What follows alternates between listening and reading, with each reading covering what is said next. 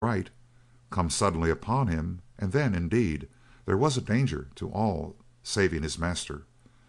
But this daylight stalking was stranger than words could tell. She forced her eyes to look straight ahead, and sat with a beating heart, waiting. Then, by slow degree, she let her glance travel cautiously back towards Bart without turning her head. There was no doubt about it. The great wolf dog was slinking towards her on his belly, still trailing the wounded foreleg. There was something snake-like in that slow approach, so silent and so gradual. And yet she waited, moving neither hand nor foot. A sort of nightmare paralysis held her, as when we flee from some horror in our dreams and find that our limbs have grown numb. Behind us races the deadly thing, closer and closer. Before us is the door of safety, only a step to reach it, and yet we cannot move a foot. It was not all pure terror. There was an incredible excitement as well, her will against the will of the dumb brute. Which would conquer? She heard a faint rustling of the sand beside her, and could hardly keep from turning her head again. But she succeeded. Waves of coldness broke on her mind.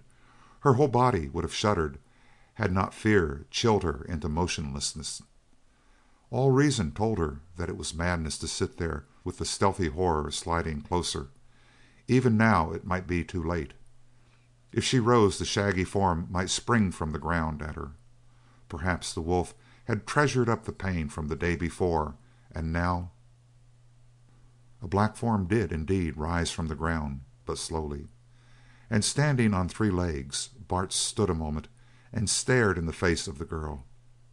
The fear rushed out of her heart, and her face flushed hotly with relief. There was no enmity in the steady stare of the wolf dog. She could feel that even though she did not look, something that Whistling Dan had said long before came to her. Even a hoss and a dog, Kate, can get terrible lonesome. Black Bart moved until he faced her directly. His ears were pricking in eagerness. She heard a snarl, but so low and muffled that there was hardly a threat in it. Could it be a plea for attention? She would not look down to the sharp eyes until a weight fell on her knees. It was the long, scarred head of the wolf. The joy that swelled in her was so great that it pained her like a grief. She stretched out her hands slowly, slowly towards that head, and Black Bart shrank and quivered, and his lips withered back from the long, deadly teeth, and his snarl grew to a harsher, hoarser threat. Still he did not remove his head, and he allowed the hand to touch him between the eyes and stroke the fur back to between the ears. Only one other hand had ever touched that formidable head in such a manner. The teeth no longer showed. The keen, suspicious eyes grew dim with pleasure. The snarl sank to murmur and then died out. "Bart!" commanded the girl sharply. The head jerked up, but the questioning eyes did not look at her. He glanced over his shoulder to find the danger that had made her voice so hard, and she yearned to take the fierce head in her arms. There were tears she could have wept over it. He was snarling again, prepared already to battle, and for her sake. "Bart," she repeated more gently, "lie down." He turned his head slowly back to her and looked with that unspeakable wistfulness of the dumb brutes into her eyes.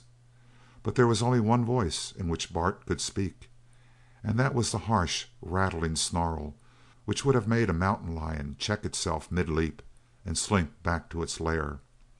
In such a voice he answered Kate, and then sank down gradually, and he lay still.